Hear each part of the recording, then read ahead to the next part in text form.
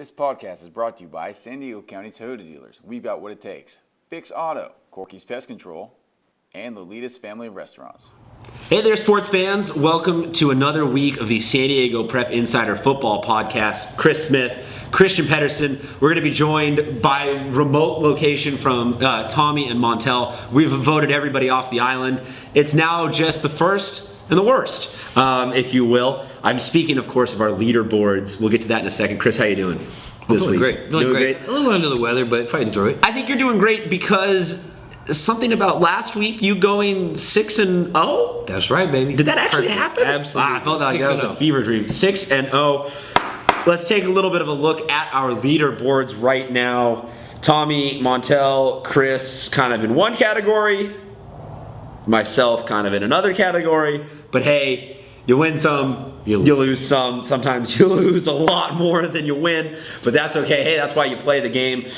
So yeah, that's actually you're hot on the trail now. You're playing your best ball at the end of the season. Trying to. Right when it counts.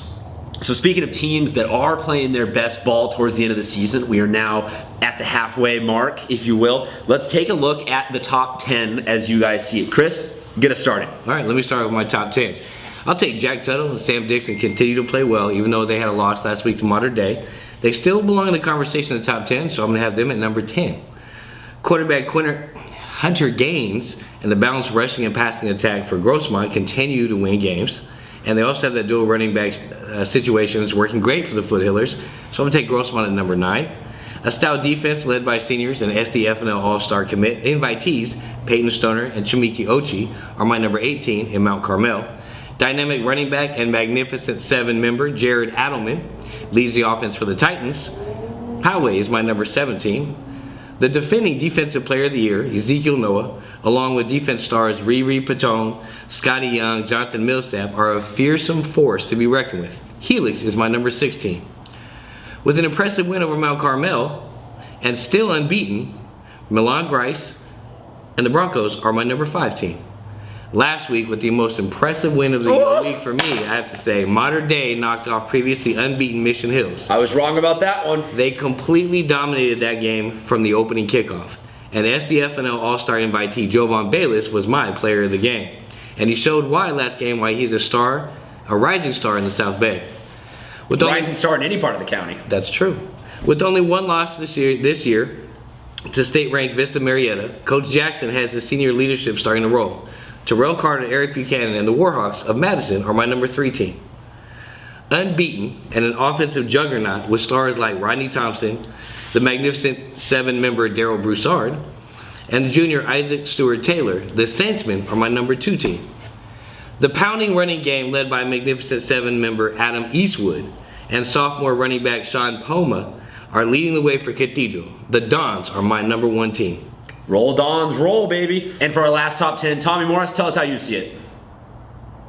Hey guys, obviously I'm not there because I'm here. No Mission Hills didn't win, but I felt like they played hard enough to where I'm going to jump off a cliff. So I'm going to jump off a cliff later. But before that, I got to get to my top 10. Number 10 is Christian. Joey Moranis, 11 carries, 155 yards, 3 touchdowns against Stellar Prep. Very good game. Valhalla at number 9. They had a bye week. Number 8, Grossmont. 7, Modern Day Catholic with that big win over Mission Hills.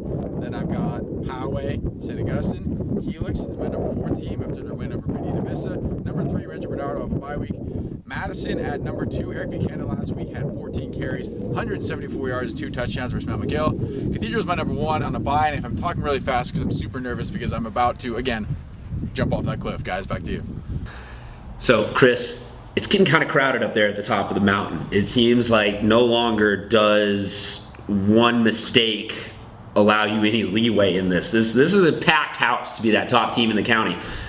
Let's just say that open division is going to be fun. Yes. It's going to be a little fun this year. Let's, though, move backwards a second. Let's talk about last week. Give some shout-outs. What do you got? Well, my first down, or shout-out, goes to Modern Day defense, specifically Jovan Bayless. He was my player of the game. And my second shout-out goes out to Kobe Stallings from Fallbrook. Last week he had an 88-yard pick 6. And my favorite line, a pedigree name equals a pedigree game. Ooh, I like that. Tommy's letting me know that he likes that too right there. I will say that for my shout outs, we'll go first down, Devin Devin Lloyd and Otay Ranch, they got a big win last week. They are a team that started off a little bit slow, but they're starting to find their rhythm now. The Broncos could be, or the Mustangs could be an impressive team. Next shout out, Monte Vista. They're now 4-1. Maybe not a lot of eyes on them because they're playing way out east there, but they could be a physical team that just controls everything and makes it happen. Speaking of controlling everything and making it happen, Orange Glen last week, they're my third down shout out, 46-0. Wow. Yeah, that's an impressive on both sides of the ball. Absolutely. And then another shout out to another shutout is Bishops. These kids took a Santa Fe Christian team that had previously shut out Torrey Pines this year, and they did the same thing to them.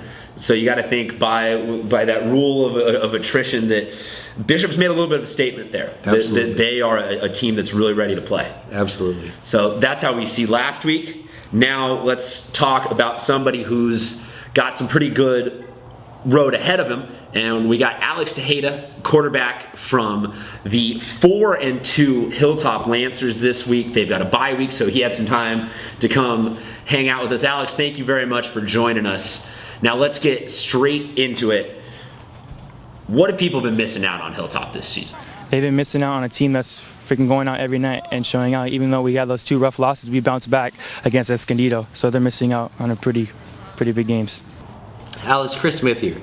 As a quarterback and the on-field general for the Lancers, what are you most proud of your team of this season? What I'm most proud of is just that everybody bought into the system, because this year going in, we got a new coach, and I'm just proud of the boys how they've, like I said, bought into the system, and we're ready to go and ready to rock and roll and practice hard each and every day and come ready to work. So Alex, what's the goal for the rest of the season? The expectations are simple. Just keep going hard, keep rolling. Just keep building off of keep building off the wins that we have now, and just keep progressing. And I expect us to be in the playoffs and hopefully just make some noise in the playoffs. Thank you very much for spending a little bit of time with us. Some kids down there in the South Bay kind of playing a little bit under the radar, but hey, that could be a team that is putting together a little bit of a run. They're playing their best ball at the end of the season. That's all you got to ask for. Let's move on now to game picks. My favorite time of the show. And everybody's favorite time to watch me make an absolute fool of myself. So we're going to get this one started. Kearny, going to San Diego. Comets, Cavers. I love the mascots. Who do you love, though, in the matchup? Well, I think it's a running game. I like Brenton Bell over at Kearny. Kid's got over 400 yards rushing this year. And I'm not quite convinced the San Diego defense is going to be able to stop the rushing attack. I'm going to take Kearny in this one. Very interesting. How about you, Montel? This week I'm going to go ahead and go with Kearny in this win versus San Diego Cavers. I like the combination of Randall, Gray, and Linton. Randall being the quarterback, and he has Linton and Gray on the outside. 2 speedsters that can run down, and they also do a lot of special teams that can change the game. So this week I'm going to go ahead and pick the Kearny Comets to beat the Cavers. Tommy, how do you see it?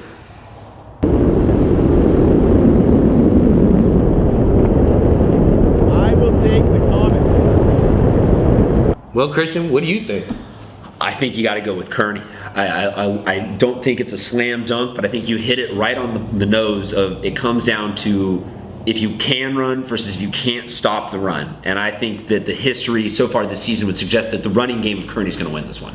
Well, there it is there. I think And also, I think you all can't four stop of a his, Comet. Like, it's just, it's a force of nature. I know nothing about football. I just pick mascots. Well, there it is, Cameron. There it is, Cameron. You see what we took. All right, next game, Poway Mt. Carmel. This one with top 10 open division type implications. Take it away, my man. Well, not exactly, because Poway's actually a Division II team. But that's okay. I'm still going to take Poway in this one. Jared Edelman, magnificent 7 member, and a sneaky linebacker who's going to make a big impact in this game, Garrett Von Nostrum. I'm taking Poway. Montel, who are you taking? This week right here, this is probably the toughest game for me to pick this week. I mean, 1 minute I was going Poway, the Titans, and then the next minute I couldn't decide, and I was going to go ahead and go with Mount Carmel, Sun Devils. I truly couldn't pick, couldn't really get my grasp on it, except for I know Mount Carmel, in my opinion, has probably the best down 4D lineman combination in the county.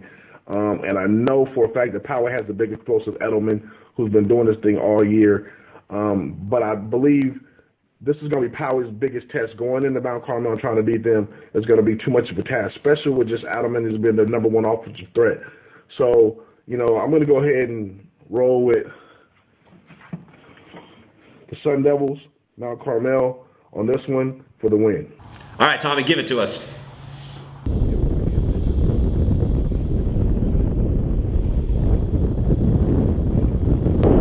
I'm going to go with the Titans. Okay, Christian, what do you think? Who are you taking in this juggernaut battle?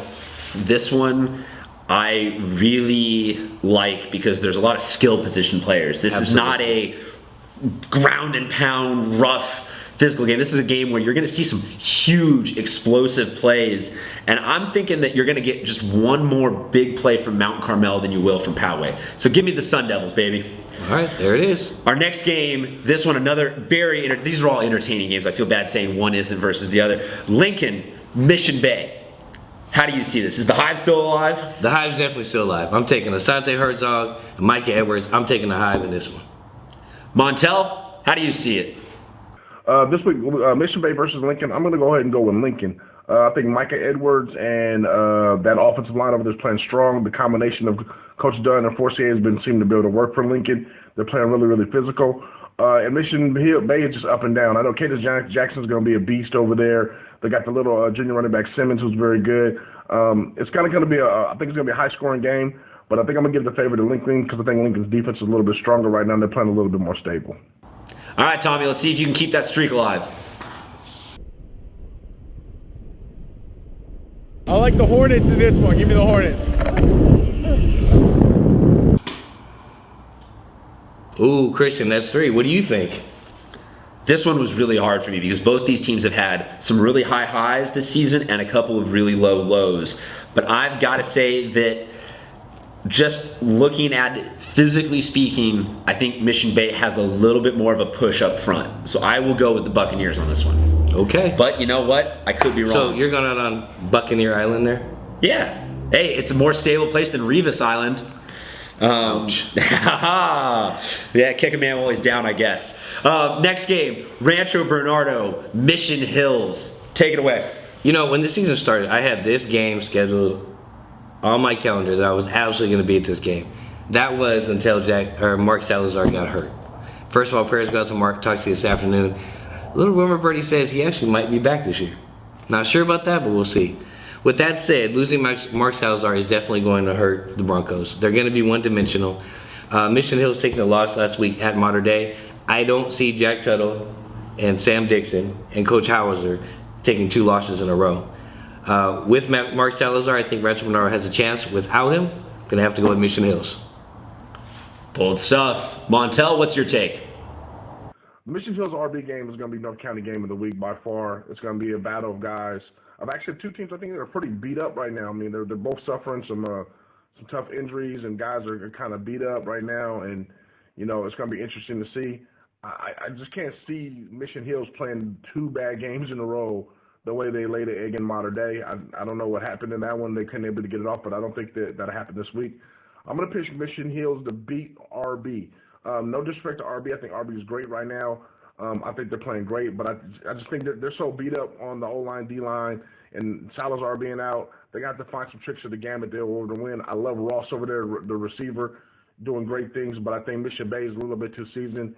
And like I said, that bad taste in the mouth should lead them for the victory. So I'm picking Mission Hills over RB. Tommy, you have seen a lot of Rancho Bernardo this season. You going with them?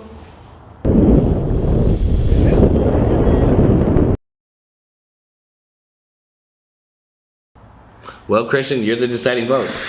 You said that Rancho Bernardo might lack a little bit of dimension without Mark Salazar, but you're forgetting that they've gotten some touchdown passes out of Milan Grice this season. So, that's true. I got to go with the Broncos on this one. I think that Rancho Bernardo is going to win this one, but I think that of all the games we've got on our list here, this one will be probably the lowest scoring and the closest. We've seen a lot of that out of Mission Hills so far this season. I think that this will be another, a 14-10 or a 10-7, something like this, where it really just comes down to that one moment where someone's able to slip by another turnovers. Turnover, yeah, something like that. Late turnover. One really critical. This one really good. The next one though, also really good. San Marcos, Torrey Pines. I'm still undecided. So you talk for a little bit, then I'll make my decision. This is going to be tough. This is probably the hardest game for me to pick. I see these two teams as mirror images of each other. Good passing games, good running games, good secondaries. San Marcos brings the table with Bryson Bolin, Kyle Phillips, Tyler Rogers. Torrey Pines is a team that has more depth, a little bit more experience, a little bit more leadership up front. They're not as young. So I'm going to take a coin flip on this one. I'm actually going to take Torrey Pines. All right. So that's how his coin landed. Montel, how'd your coin land? San Marcos versus Torrey Pines is going to be another interesting game. I think two teams that are really battling out to get it shifting where they're going to sit as far as the playoffs is concerned. I believe San Marcos is a little bit better than Torrey Pines is right now. I think San Marcos with Kyle Phillips, they're hitting a stride with Bryson Bolin. Rogers, congratulations on the Army scholarship offer. I think those guys are hitting on a good stride. I think they're playing really good ball. I think they're going to be able to go into Torrey Pines and win. I think Torrey Pines has a hard time playing from behind, and I think San Marcos can get the lead early on that stingy defense of Torrey Pines. I think they can go ahead and maintain the win. So I'm going to go with San Marcos on this one. But Torrey Pines, I got my eye on you guys. I know you guys are playing really good ball. Tommy, I know you do things a little more scientifically. What was your pick?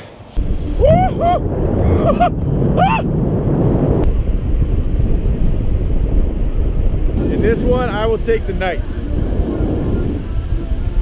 So Chris, I gotta say, a little bit of a retroactive plug. We just featured some of the San Marcos guys on yesterday's episode of San Diego Prep Insider. Go on our website, check all of them out.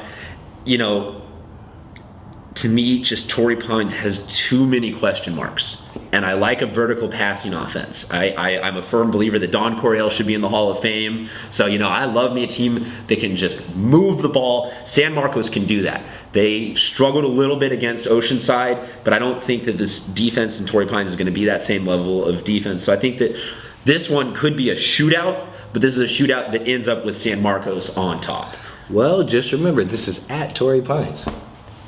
That's why I'm in last place, is I make mistakes like that. And I give teams a lot of poster board material to work with, so I appreciate it, guys. I take a large ring, please, when I help you get there. Last game, Saints, Madison. Oh my! Well, oh my! This one, I'm legitimately sad that this isn't the CIF final. It could be. It still could be. But this feels like this should be a Week 10 matchup. But it's an early Christmas gift for San Diego County because it's coming in October. So tell me, what do you see here? First of all, let me just say, Madison, the Warhawks have been all over San Diego. Yeah. Everybody's got a lot of love. Got a chance to see Samson Nua, Eric Buchanan, Terrell Carter, all the guys out there. Coach Jackson did a fantastic job with the program. But there's this little team out there that everybody's sleeping on. I saw them at Ramona, and I've seen them one other time this year, and that's the Saints. I got them as my number 2 team for a reason. They are an offensive juggernaut. This week, I'm going to go with the Saints. I believe that Rodney Thompson, Daryl Broussard, and the speedy Isaac Stewart-Taylor is too much offense for that Madison defense to handle. I think that you're going to see a lot of edge rushing in this game, and you're going to see Stewart take a couple to the house. This was a game I was looking forward to last year, and Saints won it. I'm going to go with the Saints again. Montel, how about you? This Saints versus Madison is going to be a slugfest. Probably one of the best games in the county this week. It's funny because Saints' strength is their offensive line and defensive line, and over at Madison, that just tends to seem to be their weaker as far as positions are concerned. They just don't have a lot of depth over there, even though JoJo Fallow, we all know, is all world-class stud. I think it's going to be bronze versus speed. I'm going to go with the bronze on this one. I think Saints gets him in a close one. I know Terrell Carter's playing out of his mind right now, along with Buck, but I think they're going to have a hard time getting off on the run, and it probably makes Saints one-dimensional, and that's where we'll make Madison one-dimensional, and that's I think where Saints may get them. Rodney Thompson's playing also great over their Saints ball. It's going to be interesting to see how Broussard and those guys run against Saints linebacker scheme with knowing them as well. Like I said, I've been going back and forth all day for this one. but I'm going to go with Saints on the for my pick as far as over Madison in a very, very close one. Okay, Tommy, finish it off. Tell us your pick. I'm going to take Madison in this one. Now, Chris, I feel bad trying to make a pick in this one. Not really. Full disclosure. We kind of already know who you're going to pick. Full disclosure, I just know more about the Madison team than I do about the Saints team. I spent more time with them. Saints, it's not for a lack of love that I pick against you. Homer pick. It's just for a knowledge of Madison. You mentioned a lot of talent on that St. Augustine side. They are putting San Diego on the map by getting they're getting love from Alabama. They're getting, like, this is probably bigger than any Chargers game will be this season. Absolutely. After losing to South Alabama, this is bigger than any San Diego State game is going to be for the rest of this year. So this is a great game for both of these programs to be having. I just see Madison having that fire and that hunger to take this one by a field goal or a safety or a 1 point or a tie. Maybe can they tie? Can I get that? No tie. I'll pick a tie. I'll pick a tie and everybody goes home friends. If not, I'll take Madison, please. So that's kind of a weak pick to end it on, but I'll take Madison. Be sure to follow along on our Twitter so you can call all of us out and maybe let us wind up in another situation like Tommy has been in this week. Or maybe, who knows? Hey, I got to give the guy some love, man. He said he'd jump off a cliff, and legitimately he jumped off a cliff.